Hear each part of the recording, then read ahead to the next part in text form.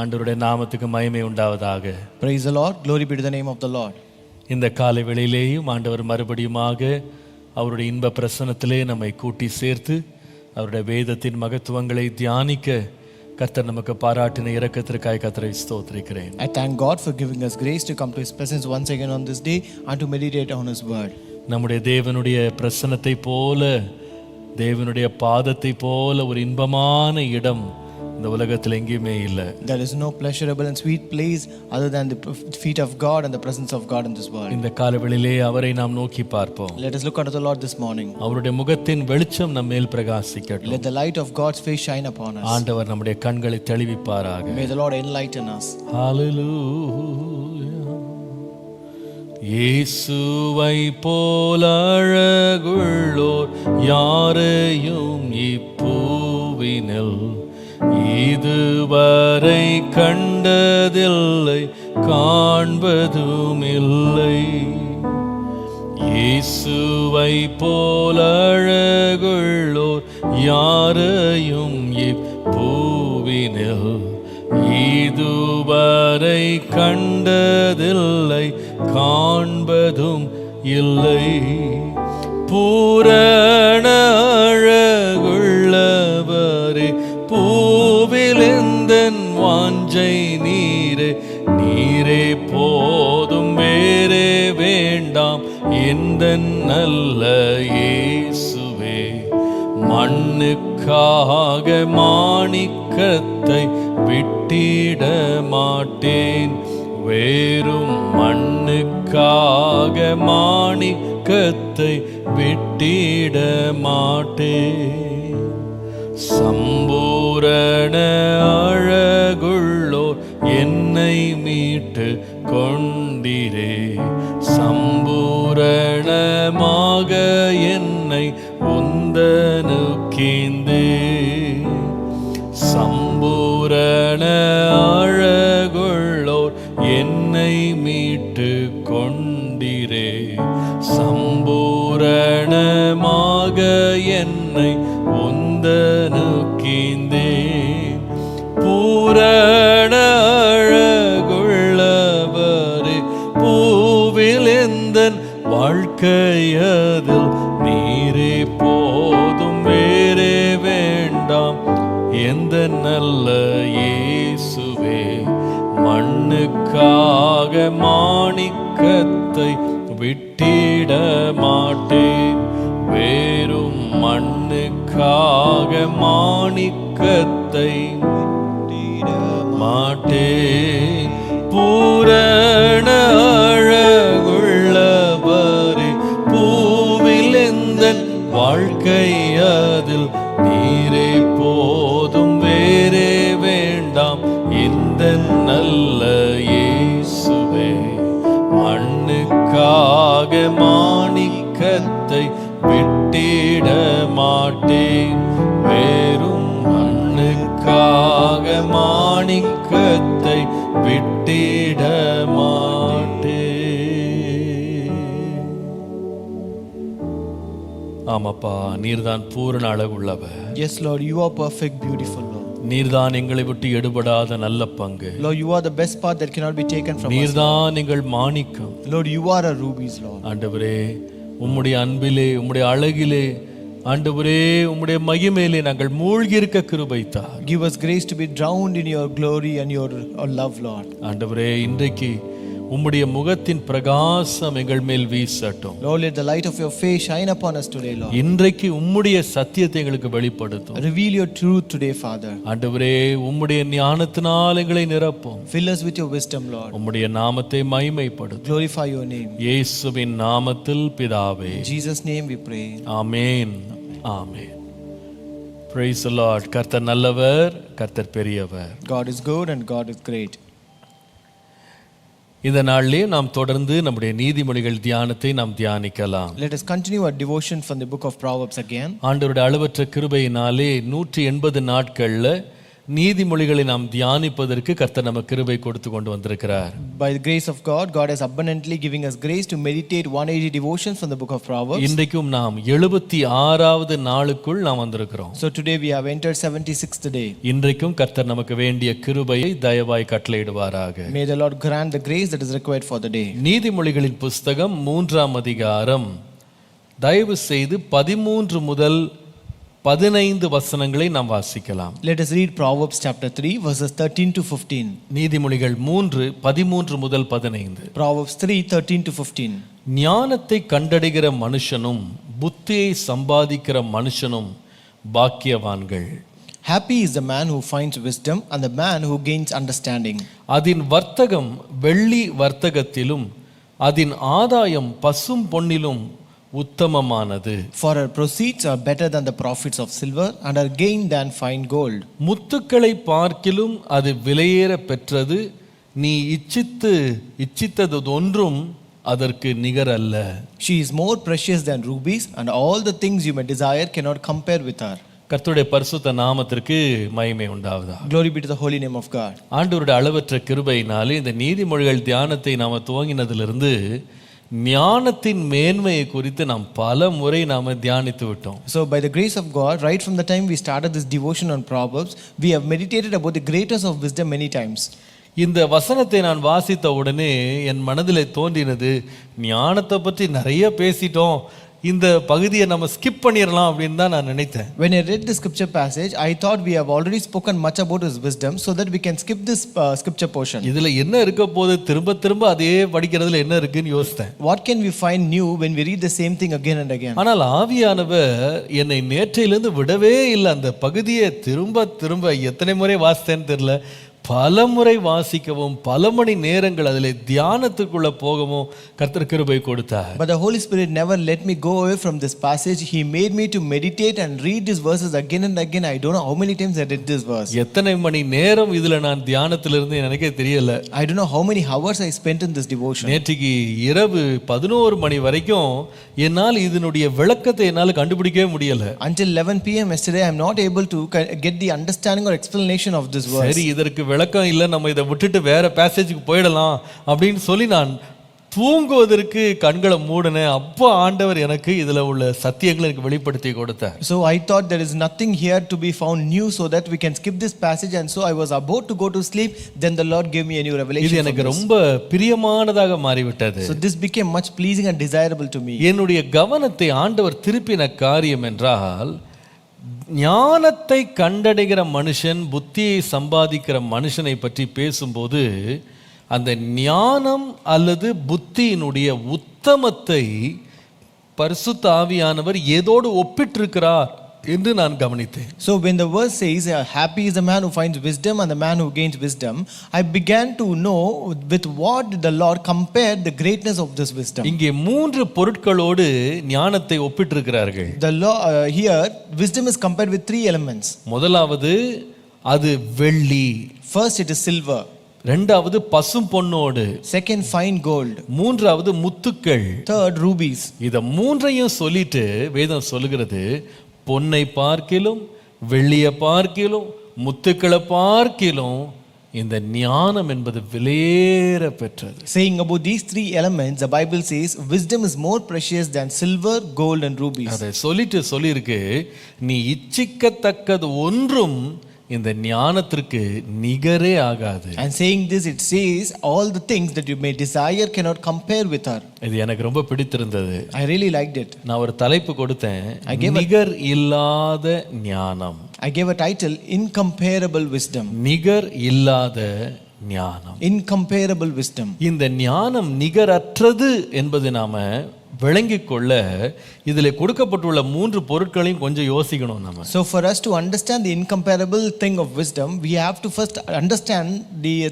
the greatness of the elements mentioned here. இங்கே 3 பொருட்கள் இருக்கிறது. There are 3 elements mentioned. பொன், வெள்ளி, முத்துக்கள். Silver, gold and rubies. இந்த 3ம் அழகுள்ளது, இந்த 3ம் விலையேற பெற்றது. All the 3 are more precious, beautiful and valuable. கர்த்தருடைய நாமத்திற்கு மகிமை உண்டாவதாக. Glory be to the name of the Lord. இது இப்பொழுது புதிதாக விலை பெற்றதல்ல, காலம் காலமாக இது விலை உள்ளதாகவே இருக்கிறது. So this is not so precious only today, but it is precious right from the beginning. இதனுடைய பயன்பாடு பல ஆண்டுகளாக அது பயன்பாட்டில் இருக்கிறது. So it is in use for many years together. கர்த்தருடைய நாமத்திற்கு மகிமை உண்டாவதாக. Glory be to the name of the Lord. வேதத்திலிருந்து சில காரியங்களை இந்த பொன் வெள்ளி முத்துக்களை பற்றி உங்களோடு நான் குறிப்பிட விரும்புகிறேன் உங்கள் வேத ஞானத்துக்காக. So I just want to mention about the silver, gold and rubies from the Bible just for your knowledge. இந்த பொன்னை எடுத்துக்கொள்வீர்களானால் இந்த பொன் அவ்வளவு விலையேற பெற்றது.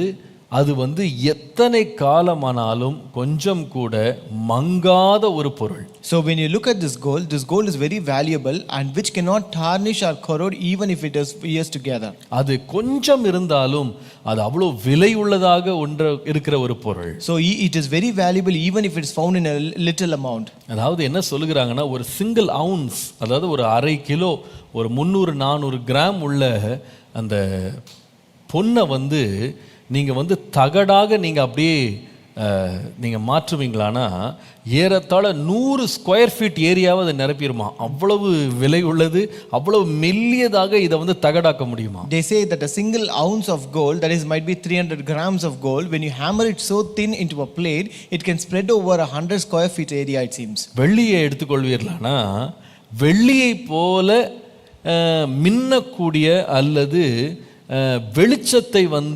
பிரதிபலிக்கக்கூடிய ஒரு பொருள் வேறு எதுவும் கிடையாது. So when you consider silver, you cannot find any other metal which can reflect light better than silver. ஆகவே அந்த காலங்களில் வெள்ளியை பாலிஷ் பண்ணி நன்றாக அதை அந்த நல்ல பாலிஷ் பண்ணி அதை முகம் பார்க்கிற கண்ணாடியாக யூஸ் பண்ணாங்க. Therefore those days they used this silver, they refined it and polished it so well that to make it look like a mirror. வேதத்துல கூட வெள்ளிக்கும் பொன்னுக்கும் ரொம்ப முக்கியத்துவம் கொடுக்கப்பட்டிருக்கிறது. Even in the Bible there is an importance given for silver and gold. நீங்கள் வேதத்துல வாசிப்பீர்களானா இந்த பொன் விளைந்த 5 இடங்கள் இருக்கு, அட்லீஸ்ட் 6 இடங்கள் இருக்கிறது. So there are at least 6 places in the Bible where you can see that this gold is found. நான் விசேஷமாய் காண்பிக்கிறேன். I want to show you 5 important places. அதுல ஒன்று முதலாவது ஹவில்லா அப்படின்ற இடம். So first is Havilah. இதை தான் நாம் ஆதியாகமம் 2ஆம் அதிகாரம் 10 இருந்து 12 வாசிக்கும்போது that's what we can read in Genesis chapter 2 verses 10 to 12. Eden தோட்டத்திலிருந்து வந்த நதி 4 பெரிய ஆறுகளாக பிரிகிறது நீங்க பார்க்கலாம். You can see that the river that went out of Eden was parted into 4 heads. 11ஆம் வசனத்துல அதுல முதலாவது பிரிகிற ஆறினுடைய பெயர் பைசோன் என்று வாசிக்கிறோம். So verse 11, the first name of the first one is Pishon. இந்த நதி ஆவில்லா அப்படின்ற தேசம் முழுவதும் பரவுகிறது, சுற்றி ஓடுகிறது. வேதம் சொல்லுகிறது அதிலே பொன் விளையும் என்று வாசிக்கிறோம். So here it says that it spreads over the whole land of Havilah where there is gold. ஆதியாகமம் 2ஆம் அதிகாரம் 10ஆம் வசனத்துல 11ஆம் வசனத்துல இத வாசிக்கலாம். You can read this in Genesis chapter 2 verses 10 and 11. இரண்டாவது வேதத்துல பொன் விளைகிற இடம் என்று சொல்லப்படுகிறது ஓப்பீர் என்கிற இடம். The second place where gold can be found is Ophir. 1 ராஜாக்கள் 9:28 இத வாசிக்கலாம். You can read this in 1 Kings 9:28. மூன்றாவது இடம் 2 நாளாகமம் 3ஆம் அதிகாரம் 6ஆம் வசனத்துல வாசிக்கும்போது பரவீம் என்கிற இடத்துல நீங்க பார்க்கலாம். The third place you can read in 2 Chronicles chapter 3 and verse 6, which is Parvaim. நான்காவது சேபா என்கிற இடம். The fourth one is Sheba. இதை நீங்கள் 1 ராஜாக்கள் 10:10 வாசிக்கலாம். You can read this is 1 Kings chapter 10 and verse 10. ஐந்தாவது இடம் Tarshish. Fifth place is Tarshish. அது 2 நாளாகமம் 9ஆம் அதிகாரம் 21ஆம் வசனத்துல வாசிக்கலாம். This you can read in 2 Chronicles 9:21. ஆறாவது இடம் உப்பாஸ் என்கிற இடம். And sixth place is Uppas. இதை எரேமியா 10ஆம் அதிகாரம் 9ஆம் வசனத்துல வாசிக்கலாம். This you can read in Jeremiah chapter 10 and verse 9. ஆகவே கிட்டத்தட்ட 6 இடங்கள்ல பொன் விளைவதாக வேதமே நமக்கு சொல்லுகிறது. So therefore the Bible mentions that there are 6 places where gold is found. அந்த காலங்கள்ல இந்த பொன் போன்ற விலையேறப்பெற்ற பொருட்களை தாலந்து என்கிற அளவீடினால் அளந்தார்கள். So in those days this gold was valued by weight using a unit of measure known as talent. இதை நீங்கள் புதிய ஏற்பாட்டில் கூட படிக்கலாம். This you can read even in New Testament. நமக்கு ரொம்ப பிரபலமான ஒரு ஓமானம் இயேசு பேசினது வந்து 5 தாலந்து 2 தாலந்து 1 தாலந்து. There's a popular parable which Jesus spoke was the parable of talent, about the 5 talents, 2 talents and 1 talent. நிறைய பேர் இதை தப்பா எப்படி நினைக்கிறாங்கன்னா எனக்கு இருக்கிற தாலந்து, எனக்கு இருக்கிற கிருபை, எனக்கு இருக்கிற வரம்னு நினைச்சுக்கிறாங்க. So many people mistake or misunderstand it as it's my own talent, my gifts or my talents which the Lord has. அந்த தாலந்து பத்தி அது பேசல. It does not mention about that talent. அது பொன்னை நிறைத்து கொடுக்கிற தாலந்த பற்றி பேசுது. So it speaks about the value of weight, a unit of measure known as talent. ஒரு தாலந்து அப்படின்றது இன்றைய நம்முடைய கணக்குல ஏறத்தாழ 34.5 kilo. A talent is equal to 34.3 kilograms in present day. இன்றைக்குள்ள அளவுல பாத்தீங்கன்னா 34.3 கிலோகிராம் தங்கத்தை ஒரு தாலந்து என்று அளவீடு செய்தார்கள். So they weighed a talent as about 34.3 kilograms. அதாவது இன்றைக்குள்ள விலையில ஒரு கிலோ தங்கம் வந்து நீங்கள் வந்து எடுத்துக்கொள்வீர்களானால் அதனுடைய விலை மதிப்பு பார்த்தீங்கன்னா கிட்டத்தட்ட 1,64,000 ரூபாய் போகுதுன்னு நினைக்கிறேன். So if you assume, not wrong, if you assume today's value of this gold, it is talent is actually worth around 1,64,000. Maybe I think it is more. 1 gram நினைக்கிறேன் இன்னைக்கு 4,800. I am not very sure. 1 gram அப்படி எடுத்துக்கொண்டா நான் நினைக்கிறேன் இது எவ்வளோ விலை போயிடும். So if 1 gram is around 4,800, it will go up in more numbers. கர்த்தருடைய நாமத்திற்கு மகிமை உண்டாவதாக. Glory be to the name of the Lord. பைபிள்ல வந்து இந்த பொன் அப்படின்ற வார்த்தை வந்து ஏறத்தாழ 417 முறை பயன்படுத்தப்பட்டிருக்கிறது. In the Bible, this gold is mentioned around 417 times. வெள்ளியை 320 முறை வேதம் வந்து குறிப்பிடுகிறது. And also Bible mentions silver 320 times.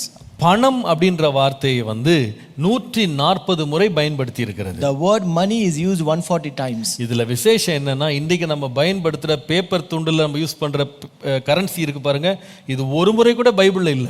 The most special is that this paper currency that we use today is not even mentioned once in the Bible. வேதத்தின்படி நீங்கள் பார்ப்பீங்கன்னா வேத காலத்துல ஒருவருக்கு பணம் இருக்கிறது அப்படின்னு சொன்னாலே ஒன்று அவங்ககிட்ட பொன் காசு அல்லது வெள்ளி காசு அதை வச்சு தான் பணத்தையே அவங்க வந்து கணக்கிட்டாங்க. So in the Bible times, this if a person says that he has money, it is actually asserted or valued through gold and silver.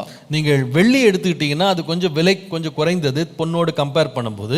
அதை அனுதினமாக அவங்க வாங்க வேண்டிய சில பொருட்களுக்கு வெள்ளியை பயன்படுத்தினாங்க. So when you look at the silver, that was little precious or little less valuable than gold, and therefore they used that for day to day purchases. வேத காலத்துல பாத்தீங்கன்னா வெள்ளி நாணயத்துக்கும் பொன் நாணயத்துக்கும் வித்தியாசம் என்னன்னா ஏறத்தாழ வெள்ளி ஒரு நாணயத்தை விட 20 மடங்கு விலை உள்ளது ஒரு பொன் நாணயம். So in the Bible times, the difference between gold and silver is that the value of gold is 20 times greater than silver. அதாவது சமீபத்தில் கூட அமெரிக்காவில் வந்து அவங்க பொருளாதாரத்தினுடைய அடிப்படையாக அவங்க வெள்ளியையும் பொன்னையும் வைத்திருந்த பொழுது, so recently when even in United States when they operated on the gold standard as gold and silver as a monetary role, அவங்க வெள்ளிக்கு வந்து ஒரு அவுன்ஸுக்கு $1 என்று விலை வைத்தால் ஒரு அவுன்ஸ் கோல்டுக்கு வந்து அவங்க வந்து $20 என்று வைத்திருந்தாங்க. So they set 1 ounce of silver, if they set 1 ounce for silver, then they set $20 for gold. கர்த்தருடைய நாமத்துக்கு மகிமை உண்டாவதாக. Glory be to the name of the Lord. இந்த கோல்டு, இந்த தங்கத்தினுடைய விலை மதிப்பு வந்து அதனுடைய பணவர்த்தனை வந்து யூத கலாச்சாரத்திலே மாத்திரமல்ல உலகம் முழுவதும் அதை பயன்படுத்தினார்கள். So this gold and silver were used as money not only in Jewish culture but throughout all the cultures in the world. நீங்கள் பார்ப்பீர்களானால் இன்றைக்கு வரைக்கும் இந்த வெள்ளியையும் பொன்னையும் மனிதனுடைய பெரிய சம்பத்தாக சொத்தாக விலையேற பெற்ற ஒரு பொருளாக இன்றைக்கு வரைக்கும் பார்க்கிறார்கள். So even today this gold and silver are considered to be a great asset and wealth of man. நீங்கள் பாருங்க, சமீப காலம் வரைக்கும் ஒரு நாட்டினுடைய பொருளாதாரத்தின் அடிப்படையை தங்கத்தின் அடிப்படையில் வைத்தாங்க. So even the economy of a country was based upon this gold during until the recent times. ஆனால் சமீபத்தில் தான் தங்கம் தான் ஒரு நாட்டினுடைய பொருளாதாரத்தின் அடிப்படை என்கிற அந்த கணக்கை மாற்றினதுனால பார்த்தீங்கன்னா எங்க பார்த்தீங்கன்னாலும் எல்லா இடத்துலையும் பொருளாதார சரிவுகள், பொருளாதார பிரச்சனைகள் வருகிறது நீங்க பார்க்கலாம். But recently when they removed this gold and silver from its monetary role and this all the banks, and you can see that there was a great economic imbalances everywhere in this world. கர்த்தருடைய நாமத்திற்கு மகிமை உண்டாவதாக. Glory be to the name of the Lord. இந்த பொன் என்பது தேவனுடைய பார்வையிலே கூட ரொம்ப விசேஷமான காரியங்களுக்காக பயன்படுத்தப்பட்டது. So this gold was also used for special things in the sight of God. உதாரணமாக சொல்ல வேண்டுமானால், For example, to say, வனாந்தரத்திலே கட்டப்பட்ட ஆசரிப்பு கூடாரம் இருக்கு பாருங்க, அந்த ஆசரிப்பு கூடாரத்திலே பொன் அதிகமாக பயன்படுத்தப்பட்டது. if you look at the tabernacle that was made in the wilderness, gold was used much in that. Eastern Bible dictionary என்று சொல்லுகிற ஒரு டிக்ஷனரியில் படித்தால் அதுல ஏறத்தாழ 1000 கிலோ தங்கமும் ஏறத்தாழ 3440 கிலோ வெள்ளியும் இந்த மொபைல் டென்ட்டுக்கு ஆண்டவர் பயன்படுத்த வைத்திருக்கிறார். So when you read Eastern Bible Dictionary, it says that there are 1000 kgs of gold and 3440 kgs of silver that was used for constructing or making this tabernacle, which was a temporary tent. கர்த்தருடைய நாமத்துக்கு மகிமை உண்டாவதாக. Glory be to the name of the Lord. பிந்தின காலங்களில் Solomon கட்டின தேவாலயம் என்று வரும்பொழுது ஏறத்தாழ 3000 டன் கோல்ட் பயன்படுத்தி இருக்கிறாங்க. Later when we come to Solomon's temple, there were around 3000 tons of gold that was used to make the temple. உங்களுக்கு தெரியும், தாவீது ராஜா சொல்லும் பொழுது ஏறத்தாழ 1,00,000 தாலந்து தங்கத்தை அவன் ஒதுக்கி வைத்தான், சேர்த்து வைத்தான். அது ஏறத்தாழ 3400 டன் கோல்டு அவன் தனியா கர்த்தருடைய ஆலயத்துக்கு பிரித்து வைத்திருக்கிறான். So when you read, you can know that King David set aside 100,000 talents, that is 3400 tons of gold for this temple. ஏறத்தாழ 10 லட்சம் தாலந்து வெள்ளியை அவன் கர்த்தருடைய ஆலயத்திற்கு அவன் சேர்த்து வைத்திருக்கிறான். And almost 1 million talents of silver for this temple. இதை நீங்கள் 1 நாளாகமம் 22ஆம் அதிகாரம் 41ஆம் வசனத்துல வாசிக்கலாம்.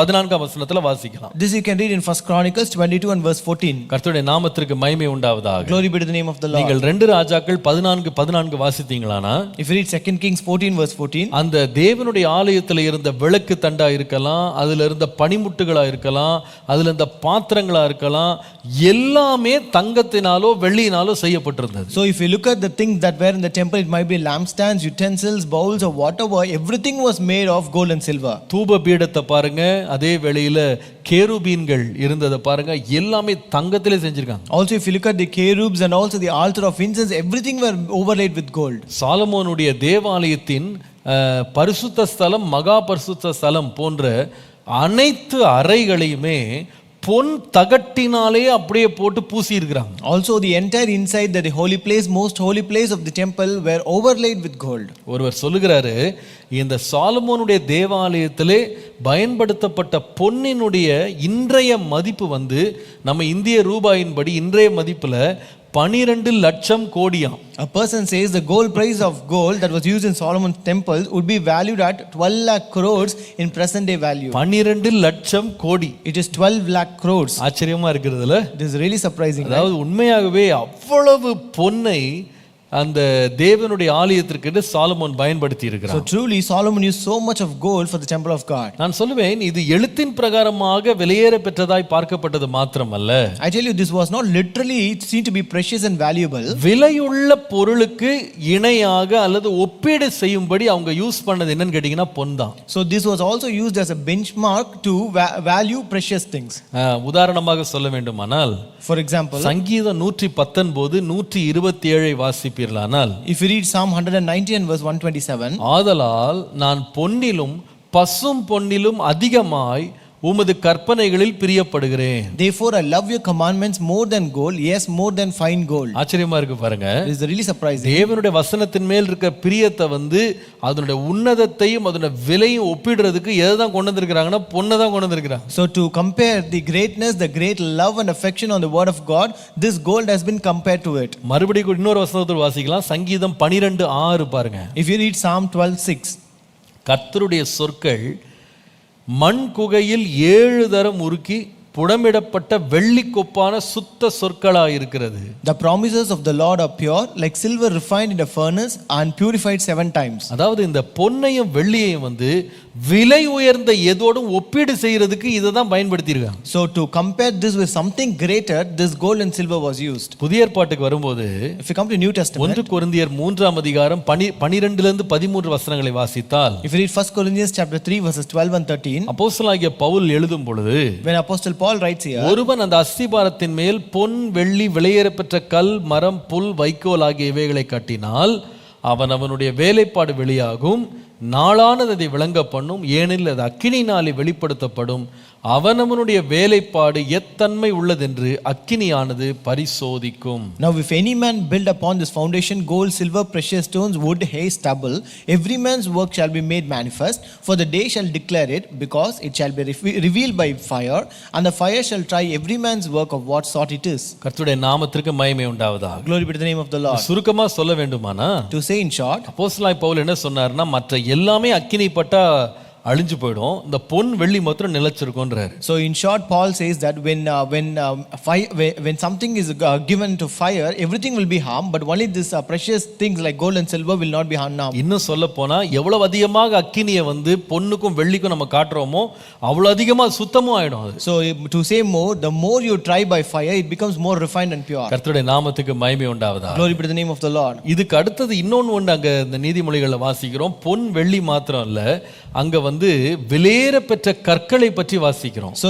in this Proverbs, you not only read about this gold and silver, there's one more precious stone that is mentioned. அதுல பேர் முத்துக்கள்னு பார்க்கிறோம். That we read as ruby. ஆங்கிலத்துல ரூபின்னு வருது. இந்த ரூபி என்பது தெளிவாக எந்த கல்லை சொல்லுகிறார்கள் என்று வேத பண்டிதர்களால கணிக்க முடியல. So the scholars of the Bible could not correctly identify what was that precious ruby which is mentioned here. யாத்ராகமம் 28ஆம் அதிகாரம் 17ஆம் வசனத்துல அந்த ஆரோனுடைய அவனுடைய மார்பின் மேல் இருந்த மார்பகம் சொல்றான் பாருங்க, பிரஸ்ட் பிளேட், அந்த மார்பகத்துல பயன்படுத்தப்பட்ட கற்களில 12 கற்கள்ல ஒன்று இந்த முத்து என்று சொல்லுகிறார்கள்.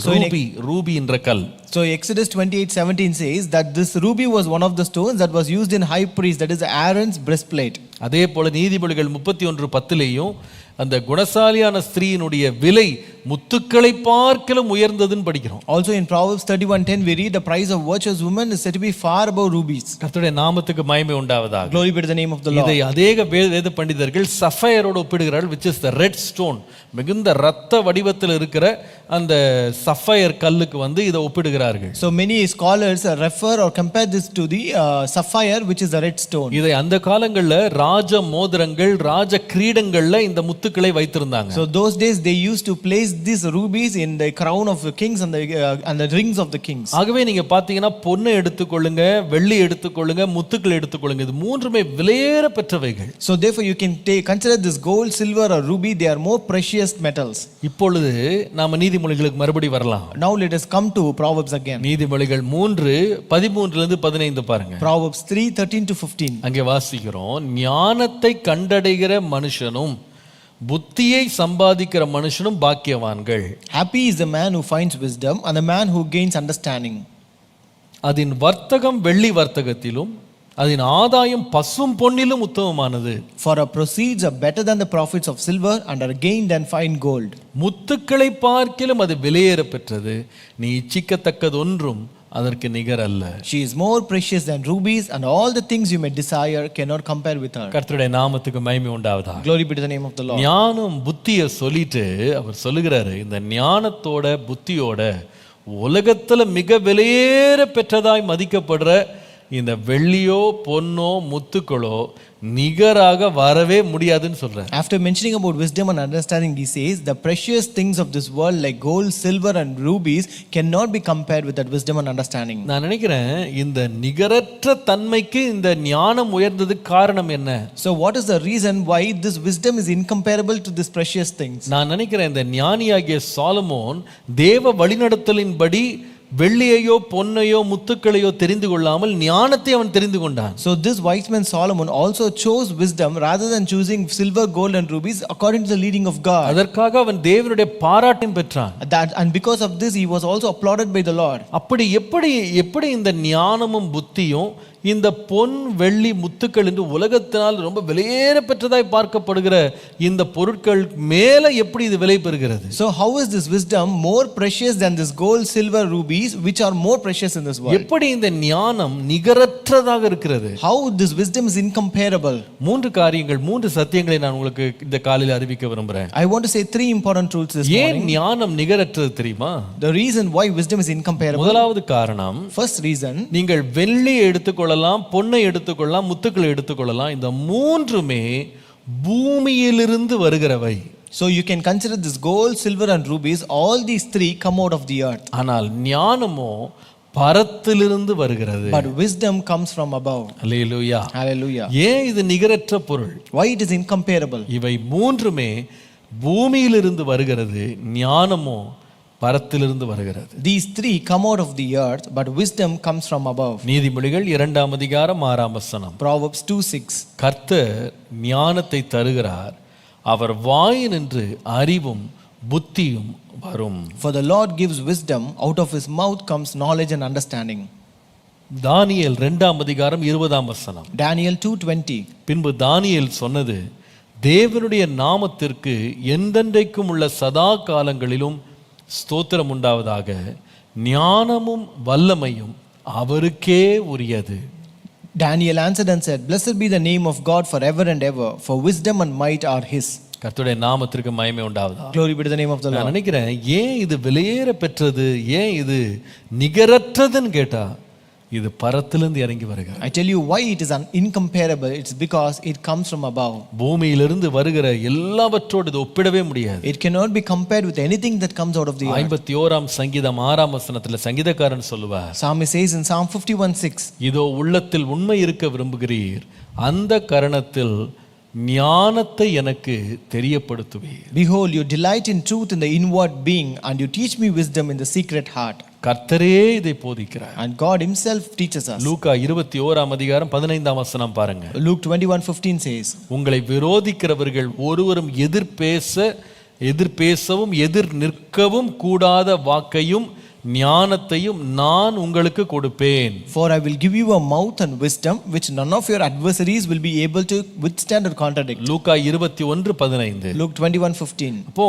இந்த மாதிரி ஞானத்தை மனுஷனோ உலகமோ கொடுக்கவே முடியாது, கர்த்தரே கொடுக்கிறார். So such kind of wisdom cannot be given by this world or human being, only God can give it. இதைதான் அப்போஸ்தலனாகிய பவுல் தீமோத்தேயுக்கு எழுதும்போது, So this is what when Apostle Paul writes to Timothy, 2 தீமோத்தேயு 2:7 பாருங்க. 2 Timothy 2:7. நான் சொல்லுகிறவைகளை சிந்தித்துக்கொள், கர்த்தர் எல்லா காரியத்திலும் உனக்கு புத்தியை தந்தருளுவார். Think over what I say, for the Lord will give you understanding in everything. கர்த்தர் புத்தியை தந்தருளுவார். The Lord will give you understanding. பிரியமானவர்களே, My dear ones, ஏன் இந்த பொன் வெள்ளி முத்துக்கள் என்று உலகம் பாவிக்கிற விலையேறப்பெற்ற இவைகளுக்கு மேலாக ஞானம் ஒப்பற்றதா இருக்கிறது என்றால், இவைகளெல்லாம் பூமியிலிருந்து வந்தது, ஞானமோ பரத்திலிருந்து வருகிறது. why wisdom is incomparable to the precious thing of this world, gold, silver and rubies, is because these three come out of the earth, but wisdom comes from above. ஏன் ஞானம் வெளியேற பெற்றது தெரியுமா? Why wisdom is so precious? ஏன் அதை ஒப்பிடவே முடியாது தெரியுமா? Why it is incomparable? இந்த பூமியிலிருந்து வருகிற பொன் வெள்ளி முத்துக்கள் எல்லாம் ஒரு நாள் பூமியோடு அழிந்து போயிடும். So this gold, silver and rubies that come out of the earth will perish one day. ஆனால் அழியாத சொத்து என்னன்னு கேட்டீங்கன்னா ஞானம். But wisdom is something which cannot perish. Hallelujah. Hallelujah. ஒரு நாள் இது யாராலும் மதிக்கப்படாததாய் போயிடும். One day they will not be respected or honored by anybody. ஆனால் ஞானம் உள்ளவன் தன்னை ரட்சித்துக் கொள்ளத்தக்கதாக இது வெளியேற பெற்றதாக இருக்கும். But a wise man, but wisdom becomes precious that a wise man can save himself. கர்த்தருடைய நாமத்துக்கு மகிமை உண்டாகும். Glory be to the name of the Lord. ஏன் இந்த ஞானம் ஏன் வெளியேற பெற்றதாகவும் ஒப்பிடத்தக்கதாகவும் ஒப்பிட முடியாததாகவும் ஏன் மாறுகிறது? Why this wisdom becomes incomparable? இரண்டாவது ஒரு காரணம் இருக்கிறது. The second reason. பொன் வெள்ளி முத்துக்கள் இவைகளாய் அனைத்தும் பார்த்தீங்கன்னா, அது ஒரு சில உயர்ந்த அல்லது செல்வந்தர்கள் கையிலே மட்டும்தான் அது இருக்கும். When you look at this gold, silver and rubies, they are with only a privileged few. ஆனால் ஞானமோ தேவன் யாவருக்கும் கொடுக்கிறார். But wisdom is for everyone. நீங்கள் யாக்கோபு மன்னித்துக் கொள்ளுங்க 1 அதிகாரம் 5 வசனம் வாசித்தால், If you read James chapter 1 verse 5, அங்கே வாசிக்கிறோம், உங்களில் ஒருவன் ஞானத்தில் குறைவுள்ளவனாய் இருந்தால் யாவருக்கும் சம்பூர்ணமாய் கொடுக்கிறவரும் ஒருவரையும் கடிந்து கொள்ளாதவரும் ஆகிய தேவனிடத்தில் கேட்க கடவன், அப்பொழுது அவனுக்கு கொடுக்கப்படும். If any of you lacks wisdom, you should ask God, who gives generously to all without finding fault, and it shall be given to you. பாருங்க, இந்த ஞானத்தை கர்த்தர் எல்லாருக்கும் கொடுக்கிறார். The Lord gives wisdom to everyone. ஆனா இந்த பொன் வெள்ளி முத்துக்கள்லாம் எல்லார் கையிலும் இருக்காது. But this gold, silver and rubies cannot be found with everyone. என்னை கேட்டுக்கொண்டிருக்கிற நிறைய பேர் பார்த்தீங்கன்னா, உங்க வீட்டில் இதுல ஒரு கிராம் கூட உங்ககிட்ட இருக்காது. So many people who listen to me, you may not even have 1 gram of these metals in your house. ஆனால் தேவனோ தம்மிடத்துல கேட்கிற யாவருக்கும் ஞானத்தை தருகிறார். But the Lord gives wisdom to everyone who asks him. பாருங்க, இந்த வெள்ளி பொன் முத்துக்கள் எல்லாமே ஒரு சில விசேஷ மனிதர்கள்ட்ட தான் இருக்கும். These gold, silver and rubies will be with only a privileged few members. அதுவும் விசேஷமா சொன்னா ராஜாக்கள் கரங்கள்ல தான் அது ரொம்ப அதிகமாக புழக்கத்துல இருந்தது. And especially you can find them with kings. அதனால தான் உபாகமம் 17:17 வாசிக்கும் போது, That's why when you read Deuteronomy 17:17, ராஜாக்களை குறித்து ஆண்டவர் எச்சரிக்கை சொல்லும் பொழுது, when the Lord warns about this king, அவன் இருதயம் பின்வாங்கி போகாதபடி அவன் அநேக ஸ்திரீகளை படைக்க வேண்டாம், வெள்ளியையும் பொன்னும் தனக்கு மிகுதியாய் பெருக பண்ணவும் வேண்டாம் என்று சொல்லியிருக்கு. the Lord says, and he shall not acquire many wives for himself, lest his heart turn away, nor shall he acquire for himself excessive silver and gold. நீங்கள் இதை சாலமோனுடைய வாழ்க்கையில நீங்க பார்க்கலாம். This you can notice in the life of Solomon. எப்படி அவன் திரளான பொன்னை அவன் தனக்காக சேர்த்துக்கிட்டான்னு சொல்லி. Like how he gained or stored up excessive gold and silver for himself. 1 ராஜாக்கள் 10:14 வாசித்தீங்களானா, if you read 1 Kings chapter 10 verse 14, அதுல வாசிக்கிறோம், சாலமோனுக்கு வியாபாரிகளாலும் சுகந்த திரவிய வர்த்தகராலும் அரபு தேசத்து சகல ராஜாக்களாலும் மாகாணங்களின் அதிபதிகளாலும் வந்த பொன்னை அல்லாமல் ஒவ்வொரு வருஷத்தில் அவனுக்கு வந்த பொன் 666 தாலந்து நிறையாக இருந்ததாம். So now the weight of gold that came to Solomon in 1 year was 606 talents of gold. Besides that, he had of the merchantman and of the traffic of the spice merchants and of all the kings of Arabia and of the governors of the country. கர்த்தருடைய நாமத்துக்கு மகிமை உண்டாவதாக. Glory be to the name of the Lord. அப்போ அவ்வளவு பொன் அவன் கையில வந்திருக்கு. So he had so much of gold in his hand. நீங்கள் 2 நாளாகமம் 9:9 வாசித்தால், if you read 2 Chronicles 9 and verse 9, அங்கே சேபா ராஜஸ்திரீ இந்த சாலமோன் ராஜாவை சந்திக்க வந்தபோது, here when Queen of Sheba came to meet Solomon, அவள் சாலமோன் ராஜாவுக்கு 120 தாலந்து பொன்னை அவள் கொடுத்தார் என்று சொல்லி வாசிக்கிறோம். we read that she gave the king 120 talents of gold. நீங்கள் அதே போல 1 ராஜாக்கள் 10:21 வாசிக்கும் போது, again if you read 1 Kings chapter 10 and verse 21, அங்கே வாசிக்கிறோம், எவ்வளவு பொன் சாலமோன்கிட்ட இருந்ததுன்னு கேட்டீங்கன்னா, you know how much gold did Solomon have? வேதம் சொல்லுகிறது, ராஜாவாகிய சாலமோனுக்கு இருந்த பான பாத்திரங்கள் எல்லாம் பொன்னும் லீபனோன் வனம் என்கிற மாளிகையின் பனிமுட்டுகள் எல்லாம் பசும் பொன்னுமா இருந்தது, ஒன்றும் வெள்ளியினால் செய்யப்படவில்லை. சாலமோனின் நாட்களில் வெள்ளி ஒரு பொருட்டாய் எண்ணப்படவில்லை. all King Solomon's drinking vessels were of gold, and all the vessels of the house of the forest of Lebanon were of pure gold. None were of silver. Silver was not considered as anything in the days of Solomon. அப்போ Solomon காலத்துல Solomon அரண்மனையில அவன் use பண்ண அத்தனை பாத்திரமும் gold. So therefore every vessel that Solomon used in his palace were made of gold. ஆனா என்னதான் அவன் கோல்டு யூஸ் பண்ணாலும் அவனுக்கு இருந்த ஆயிரக்கணக்கான லட்சக்கணக்கான குடிமக்கள்கிட்ட ஒருத்தர் கூட இந்த மாதிரி பொன் பாத்திரம் இருந்திருக்குமா தெரியல. So no matter how much gold he might be having, but I don't know whether any of his people in his nation would have this kind of gold. Solomon அதை சம்பாரிச்சுக்கிட்டாரு. Solomon gained it for himself. ஆனால் மக்கள் யார்ட்டையுமே கிடையாது. But people never had anything. நினைத்தா கூட வாங்க முடியாது. They can't even acquire if they want. ஆனால் நம்முடைய தேவன் யார் தெரியுமா? But who is our God? இந்த ஞானம் ஏன் விலையேறப்பட்டதுன்னு சொன்னா, why is this wisdom incomparable? இது ஏதோ சாலமோனை போல ஒரு சில மனிதர்களுக்கு மாத்திரம் கர்த்தர் கொடுக்கிறார்னு சொல்ல முடியாது. So it's not that the Lord gives only to certain privileged people like Solomon. தம்மிடத்துல கேட்கிற எல்லாருக்கும் ஆண்டவர் தாராளமாய் கொடுக்கிறார். The Lord gives generously to everyone who asks. அதனால தான் இந்த பொன்னை பார்க்கலும் வெள்ளியை பார்க்கலும் முத்துக்களை பார்க்கலும் ஞானம் விலையேற பெற்றது. That's why this wisdom is incomparable and precious to gold, silver and rubies. விலையை ஒப்பிடவே முடியாது. You cannot compare its value. கர்த்தருடைய நாமத்திற்கு மகிமை உண்டாவதாக. Glory be to the name of the Lord. இன்றைக்கு கூட நாம ஆண்டவர்ட்ட கேட்கும்போது தருகிறார். Even today if we ask God, God is giving us. தேவன் நம்மை தானியேலை போல 10 மடங்கு சமர்த்தர்களாக மாற்ற வல்லவர். The Lord is able to make us 10 times better like Daniel. நீங்க பொன்னை தேடுறத பார்க்கலும் வெள்ளியை தேடுறத பார்க்கலும் முத்துக்களை தேடுறத பார்க்கலும் ஆண்டவர்ட்ட ஞானத்தை கேளுங்க. You ask for wisdom from the Lord rather than seeking silver, gold and rubies. இது ரொம்ப ஆச்சரியமா இருக்கு. This is really surprising. Solomon ஆண்டவர்ட்ட ஞானத்தை கேட்டானா. Solomon asked wisdom from the Lord. அப்ப ஆண்டவர் சொல்லுகிறார், நீ உனக்கென்று நீ பொன்னெல்லாம் நீ கேட்காம நீ ஞானத்தை கேட்டதுனால நான் ஞானத்தை உனக்கு கொடுத்துருவேன். உனக்கு முன்னும் உனக்கு பின்னும் உன்னை போல ஞானி இருக்க மாட்டான்.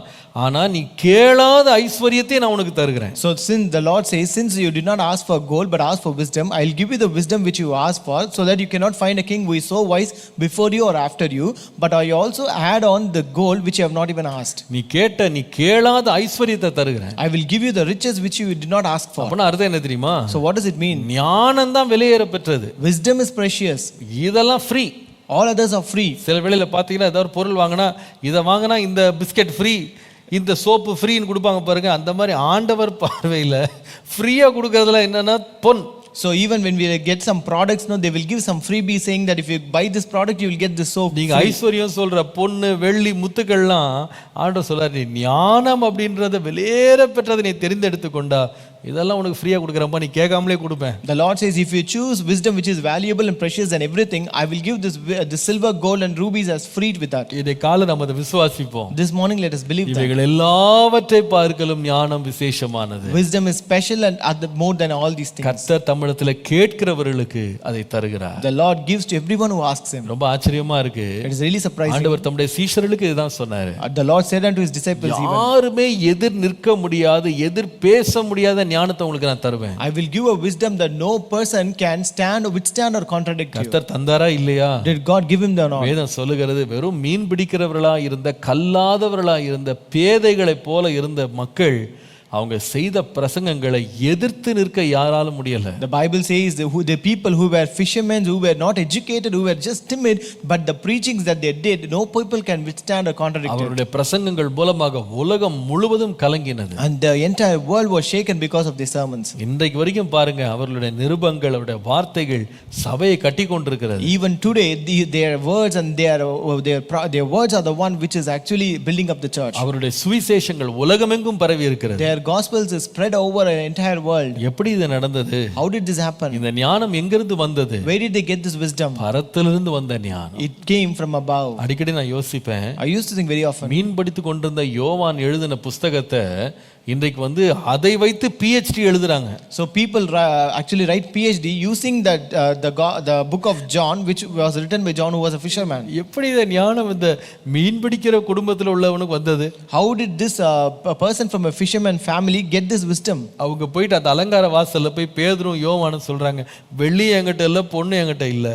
So Peter and John went to that beautiful gate and said, we don't have silver or gold. அதை விட விலையேற பெற்ற தேவனுடைய வல்லமை, அதை விட விலையேற பெற்ற தேவனுடைய ஞானம் அவர்களுக்கு இருந்தது. But they had the power of God and the wisdom of God, which is more precious than that. உண்மையான சொத்து, சம்பத்து, செல்வம் ஒரு தேவனுடைய பிள்ளைக்கு வெள்ளியும் பொண்ணும் கிடையாது.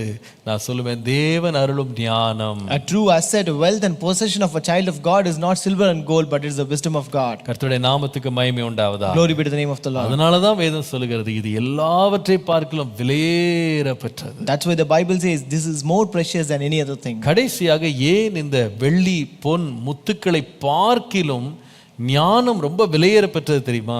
The third reason why wisdom is incomparable and precious to gold, silver and rubies. நீங்கள் மத்தேயு 6ஆம் அதிகாரம் 19 முதல் 20 வசனங்களை வாசித்தால், If you read Matthew 6 verses 19 and 20, இயேசு சொன்னார், பூமியிலே உங்களுக்கு பொக்கிஷங்களை சேர்த்து வைக்க வேண்டாம், இங்கே பூச்சியும் துருவும் அவைகளை கெடுக்கும், இங்கே திருடனும் கண்ணமிட்டு திருடுவார்கள். Jesus says, do not lay up for yourselves treasures on earth, where moth and rust destroy and where thieves break in and steal. உண்மையா இல்லையா இது? Is it true or not? இந்த உலகத்துல நீங்க என்ன பொன்ன வெள்ளிய நீங்க முத்துக்களை நீங்க சேர்த்து சவதரித்தாலும் இவைகள் எல்லாவற்றையும் திருடுறதுக்குன்னு ஒரு கும்பல் இருக்கு. So no matter how much gold, silver and rubies you gather and store up in this world, there is a group to steal it. நீங்க என்னதான் பாதுகாப்பா கொண்டு பேங்க்ல வச்சாலும் பேங்கை கொள்ள அடிச்சிடுறாங்க. No matter how much safely you keep it in a bank, they will also rob the bank. என்ன கவச வாகனங்கள்ல போனாலும் கவச வாகனத்தையே அவனுங்க எடுத்துட்டு போயிடுறாங்க. No matter how much security vans you may use, they will also take and rob away from that. நான் சொல்லுவேன், இந்த உலகத்தில் உள்ள பொன்னோ வெள்ளியோ முத்தையோ எந்த மனுஷனாலும் கரெக்டா பாதுகாக்கவே முடியாது. So I tell you, the silver, gold or rubies of this world cannot be protected by any person. அவைகள் ஒரு நாள் விற்கப்படும். They will be sold one day. அவைகள் ஒரு நாள் வாங்கப்படும். They will be bought one day. அவைகளை இன்னொரு ஒன்றாக மாற்று பொருளாக பயன்படுத்துவாங்க. They will be exchanged with other things. அது மாத்திரமல்ல, ஒருவேளை திருடி கூட போய்டுவாங்க. And they can even be robbed. ஆனா ஒண்ணு நான் சொல்லுவேன், But I tell you, ஞானத்தை மாத்திரம் ஒருவனும் யார்கிட்ட இருந்து திருடவே முடியாது. no person can rob or steal wisdom from anybody. கர்த்தருடைய நாமத்துக்கு மகிமை உண்டாவதாக. Glory be to the name of the Lord. அடிக்கடி நான் யோசிப்பேன், I used to think very often. 2 ராஜாக்கள் 24:13 வாசித்தால், If you read 2 Kings 24:13, இவ்வளவு வெள்ளியையும் பொன்னையும் சேர்த்து வைத்த இந்த நேபுகாத்நேச்சாருடைய எல்லா பொருட்கள் இருக்கு பாருங்க. when you look at all the utensils that this Nebuchadnezzar, where he stored up all the gold and silver, இல்ல, Solomon Raja, which was gathered by Solomon, அவன் தேவனுடைய ஆலயத்தை பொன் தகட்டினாலே அவன் பூசி எல்லாம் பொன் பாத்திரங்களால் செய்து வைத்திருந்தான். so he had all his vessels and the bowls and the utensils made of gold and overlaid with gold the entire house. ஆனா நீங்க 2 ராஜாக்கள் 24:13 வாசிக்கும் போது, if you read 2 Kings 24:13, அங்கே இருந்து கர்த்தருடைய ஆலயத்தின் சகல பொக்கிஷங்களையும் ராஜாவுடைய அரண்மனையின் பொக்கிஷங்களையும் எடுத்துக்கொண்டு இஸ்ரவேலின் ராஜாவாகிய சாலமோன் கர்த்தருடைய ஆலயத்தில் உண்டாக்கியிருந்த பொன் பனிமுட்டுகளை எல்லாம் கர்த்தர் சொல்லி இருந்தபடியே நேபுகாத்நேச்சார் உடைத்து போட்டு எடுத்துட்டு போயிட்டான். and the law, as the Lord had declared, Nebuchadnezzar removed the treasures from the temple of the Lord and from the royal palace and cut up the gold articles that Solomon king of Israel had made for the temple of the Lord. அது மாத்திரம் இல்ல, and not only that, நீங்கள் தானியேல் எழுதின புத்தகம் 5ஆம் அதிகாரம் 2ஆம் வசனத்தை வாசித்தால், if you read Daniel chapter 5 and verse 2, இந்த நேபுகாத்நேச்சாருடைய மகனாகிய பெல்சாஷார் இருக்கான் பாருங்க.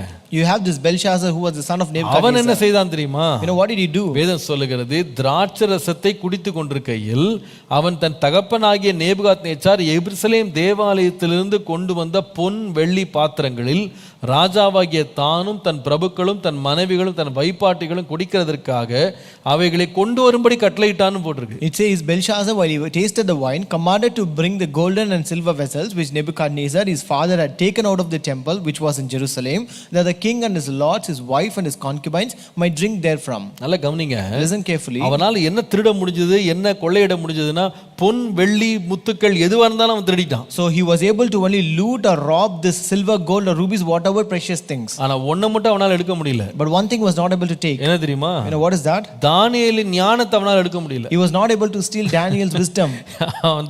அந்த செவுத்துல மெனே மெனே தெக்கேல் உப்பார்சீன் அப்படின்னு ஒரு மனிதனுடைய விரல் எழுதுவது போல ஒரு வசனம் செவுத்துல எழுதப்படுது. So when a finger came and wrote on the wall as mene mene tekel uparsin, இத பார்த்த உடனே இவனுக்கு என்னன்னே புரியல. so when he saw that, he don't know what is that. அப்போ அவன் அங்கத்து திருடுனது மாதிரி திருடி எடுத்துட்டு வந்து எதுவும் ஞானத்தை கொண்டு வந்து அவனுடைய விளக்கத்தை கொடுக்க முடியல. So he was not able to rob wisdom from Daniel and give an interpretation for that words. வேதம் சொல்லுகிறது, தானியேலை வரவழைச்சு அவன் வாயாலே இதற்கு விளக்கத்தை அவன் பெற வேண்டியதாயிடுச்சு. So he ought to call Daniel and he had to get the interpretation only from Daniel. பாருங்க, பார்வோன் ராஜா அவர் ரொம்ப வெள்ளி பொன்னெல்லாம் வச்சிருந்தாரு. Pharaoh also had gold and silver. அவர் மோதிரம்லாம் போட்டாரு. He also gave a ring. என்னதான் அவர் வச்சிருந்தாலும் இந்த யோசேப்புக்கு இருந்த ஞானத்தை அவனால களவாட முடியல. No matter whatever he had, he was not able to rob or steal the wisdom of Joseph. நான் நினைக்கிறேன், இந்த வெள்ளியை பார்க்கிலும் பொன்னை பார்க்கிலும் முத்துக்களை பார்க்கிலும் திருடப்பட முடியாதது, மாற்ற முடியாதது, விற்க முடியாதது, வாங்க முடியாதது, கொள்ள முடியாத ஒரு விலையேற பெற்றது என்னன்னு கேட்டீங்கன்னா ஞானம். I think the wisdom is more precious, which cannot be bought, sold, exchanged or even robbed when compared with gold, silver. அதனால தான் ஞானி சொல்றாரு, that's why the wise man says, பொன்னை பார்க்கிலும் வெள்ளியை பார்க்கிலும் முத்துக்களை பார்க்கிலும் ஞானம் ரொம்ப விசேஷமானதுப்பா. That's why he says this wisdom is more incomparable and special than gold, silver and rubies. நீ இச்சிக்கிற உலகத்தில் உள்ள எந்த பொருளோடையும் அதை நீ ஒப்பிடவே முடியாது. And you can never compare that with any of the things that you desire in this உண்மையா world. இந்த காலையில சொல்லுவேன், Truly I say this morning, நம்ம நிறைய விலையற்ற பொருட்களுக்கு பின்பாக நம்ம அலைந்து திரிகிறோம். many times we go behind things which have no value. இவைகளை சம்பாதிக்க சேர்த்துக்கொள்ள நம்ம ஆசைப்படுறோம். We desire to earn, to store and gather them. ஆனா இந்த காலைல ஜெபம் பண்ணுங்க, But this morning pray, ஆண்டவரே இவைகள் எல்லாவற்றை பார்க்கிலும் எனக்கு ஞானத்தை தாரும் ஆண்டவரேன்னு கேளுங்க. you ask, Lord, give me wisdom which is more precious than all these things. நீங்கள் இச்சிக்கக்கூடிய எல்லா செல்வங்களும் ஒரு நாள் அழிந்து போகும். All the wealth that you desire will perish one day. திருடன் கண்ணமிட்டு திருடிடுவான். The thieves will come and steal it. அதை பூச்சி அரிச்சு போட்டுரும். Moths will destroy it. ஆனால் அழியாத ஒன்று உண்டானால் தேவன் தருகிற ஞானம், But which is imperishable is God's wisdom. அந்த ஞானம் சந்ததிகளை தொடும். That wisdom will touch our generations. அந்த ஞானம் தேசத்துக்கு ஆசீர்வாதமாய் இருக்கும். That wisdom is a blessing to our nations. அந்த ஞானம் அநேக மக்களுக்கு பிரயோஜனமானதாய் மாறும். That wisdom becomes very useful to many people. அந்த ஞானத்தை கண்டு அநேகர் கர்த்தரை மகிமைப்படுத்துவார்கள். Many people will glorify the Lord looking at that wisdom. அந்த ஞானத்தினாலே ஜனங்கள் பிழைத்திருப்பார்கள். Many people shall live by that wisdom. அந்த ஞானத்தினால் அநேகர் போஷிக்கப்படுவார்கள்.